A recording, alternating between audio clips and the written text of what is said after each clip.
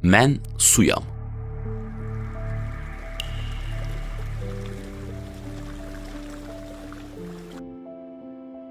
Bu kənddə uzun illər yox idim.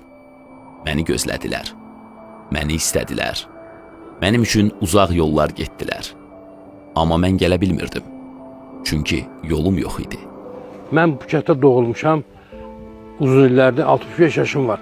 Bu kənddə alım kəsəndən su üzü həmişə çətin çəkilir. Su olmuyor burada. Bəzən məni bir vedrə içində tapdılar. Bəzən göydən düşməyimi arzuladılar. Mən onların dualarında, xəyallarında idim. Amma mən yenə də yox idim. Çoxdandır bizim kəndə su gəlmir. Çətinliklə yaşayırıq. Bir gün kimsə yolumu açdı. Məni torpağın altından, qayaların arasından kəndə gətirdi. Mən axmağa başladım. Mənim adımı çağıranlar nəhayət səsimi eşitdi. Bildiririk ki, Mərzəndiyə kəndinə uzun illərdir su axmırdı.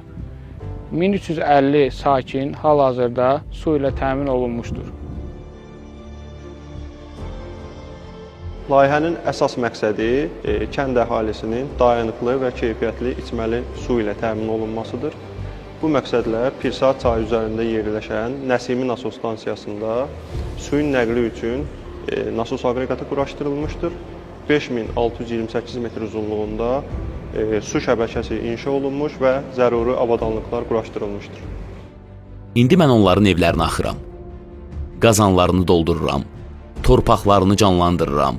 Mən artıq bu kəndin nəfəsiyəm. Allah çox şükür olsun ki, bizim bu problemimizə son qoyuldu.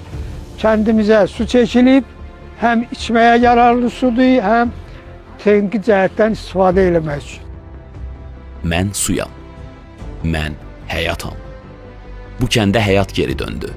Mənim qayıdışım Coca-Cola fondu, Azərbaycan Dövlət Su Ehtiyatları Agentliyi və EcoHub-ın gücü ilə mümkün oldu.